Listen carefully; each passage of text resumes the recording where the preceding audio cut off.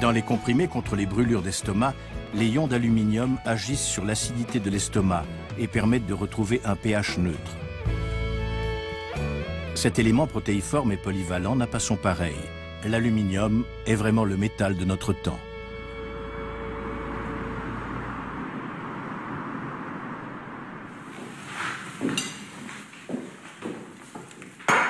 À l'université de Vienne, une équipe de scientifiques travaille sur l'apparition des allergies.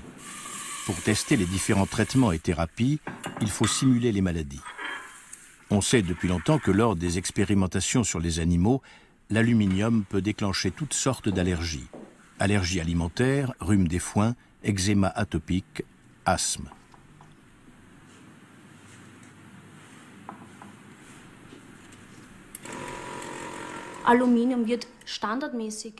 L'aluminium est communément utilisé en expérimentation pour la production d'allergies.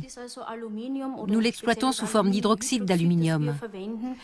C'est une substance qui reproduit en quelque sorte les allergies lors des expériences sur les animaux.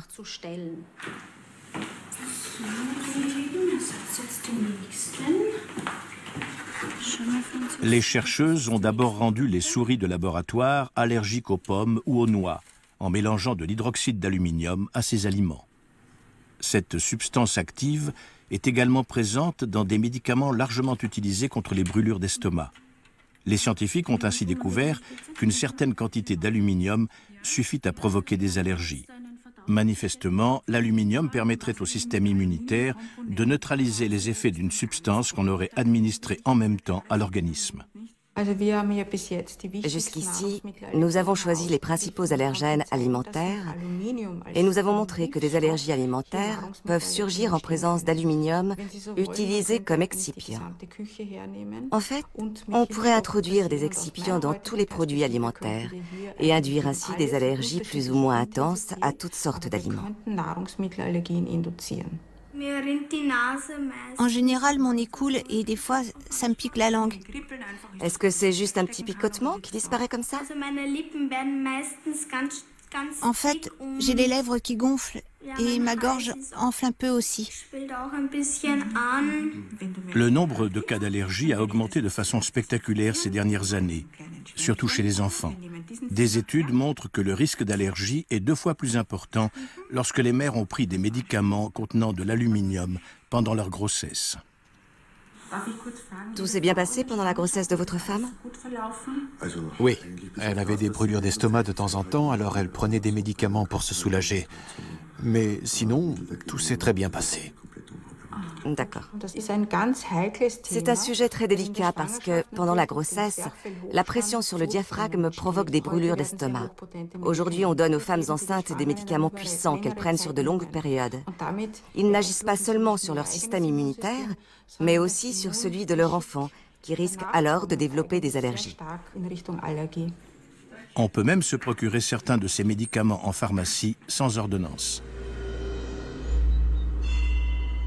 Herwig Holzer a dirigé pendant des années le service de néphrologie de la faculté de médecine de Graz. Il se souvient d'un phénomène inquiétant observé dans les stations de dialyse du monde entier.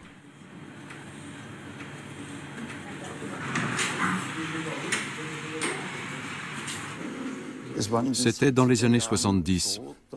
On a observé des cas très lourds d'affections neurologiques anormales, des signes de défaillance très graves, des perturbations de la parole, du mouvement. Et bizarrement, on a vu apparaître, surtout chez des jeunes, des cas cliniques ressemblant à des AVC ou à des symptômes de la maladie d'Alzheimer. Il a fallu procéder à des recherches très poussées pour identifier le coupable. Il s'agissait de nouveaux médicaments composés de substances semblables à celles des comprimés contre les brûlures d'estomac. Quand nous avons compris d'où venait le problème, nous avons immédiatement supprimé l'hydroxyde d'aluminium. Mais il n'y a eu aucune amélioration des déficits neurologiques. L'aluminium avait déjà atteint le cerveau et ses effets toxiques s'étaient propagés dans les cellules, si bien qu'on n'a pu observer aucune rémission. Günther Parol est libraire.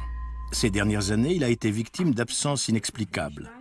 Graziella, sa femme, a d'abord cru à du surmenage ou une forme de dépression.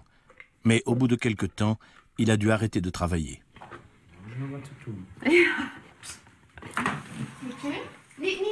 Non, pas cela. Ce sont les bouts qu'on a coupés. Ah oui, pardon. On va les enlever.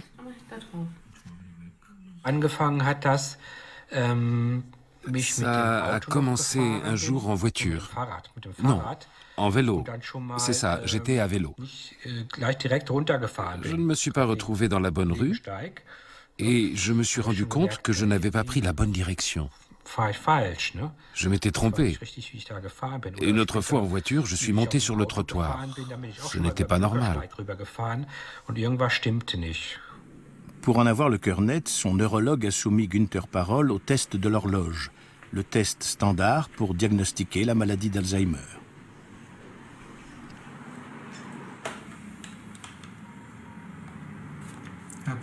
Monsieur Parol, s'il vous plaît.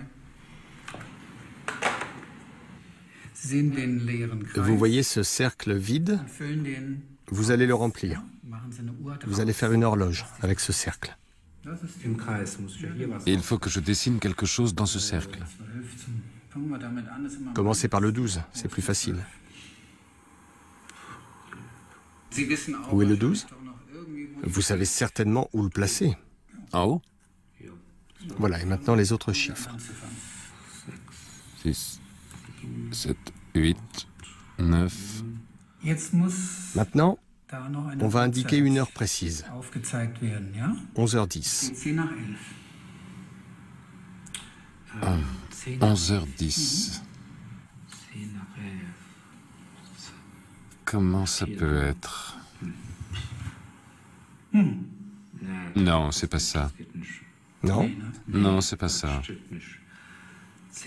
Ça doit être un peu plus loin. Une horloge a 2 aiguilles, une grande et une petite. Et elle marque 11h10. Mais comment? Là-dedans? Oui. 11, ça devrait... Non, ça c'est le 11.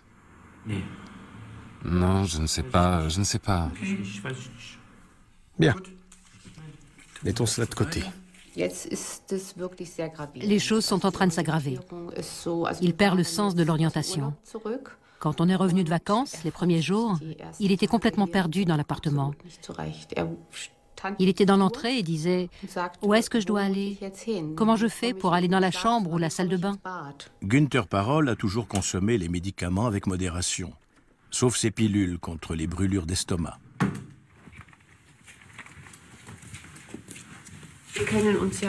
Nous nous connaissons depuis 28 ans et mon mari a toujours pris ces médicaments. Peut-être même avant notre rencontre.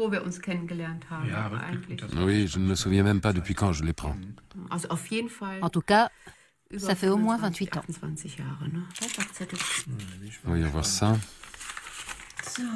Alors, qu'est-ce que ça dit? La prise prolongée de fortes doses, écoute ça, peut provoquer des dépôts d'éléments d'aluminium dans les tissus nerveux et osseux. Ces dépôts peuvent entraîner des lésions cérébrales. Regarde, il y a même écrit « démence » entre parenthèses. Et de l'anémie. C'est honteux. C'est pourquoi il faut contrôler régulièrement le taux d'aluminium dans le sang en cas d'insuffisance rénale et de prise prolongée. Mais qui contrôle ton taux d'aluminium? Nous, on ne l'a pas fait, en tout cas. Non. Selon le porte-parole de l'Agence européenne des médicaments, il n'est pas urgent d'agir. Il est écrit tout en haut de la notice d'utilisation de ces préparations qu'elles ne doivent pas être utilisées de façon prolongée sans avis médical. On peut donc considérer qu'il est quasiment impossible d'absorber ce médicament sur une longue période sans consulter son médecin. Il ne faut pas oublier que le pharmacien qui délivre cette préparation a aussi un devoir d'information et doit signaler ses avertissements. Personne ne nous a jamais signalé cela, même dans la meilleure des pharmacies. Jamais, c'est vrai. Nous n'avons jamais été avertis de ces risques.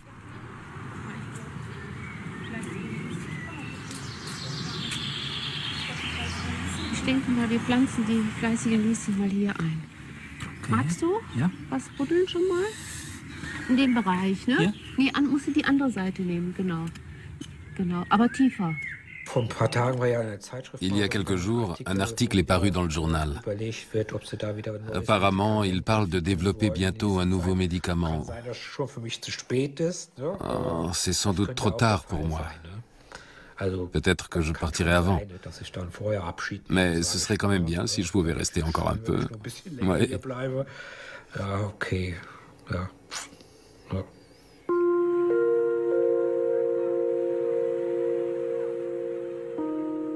L'aluminium est le seul élément disponible en abondance sur Terre qui ne soit pas utile à l'organisme et dont aucune fonction biologique n'a besoin. Du point de vue de l'évolution, c'est très inhabituel car la nature cherche généralement à tirer parti de tout ce qui existe.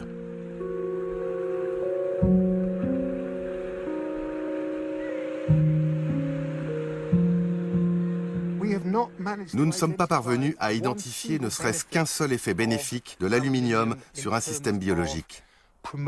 Il est évident qu'il est d'un énorme intérêt pour l'humanité dans la science des matériaux et dans beaucoup de domaines, puisque nous vivons à l'ère de l'aluminium.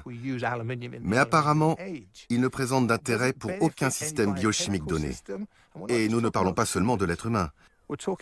Depuis la plus petite bactérie jusqu'à l'homme, il n'y a pas un seul exemple d'un organisme qui utiliserait l'aluminium pour en tirer un bénéfice.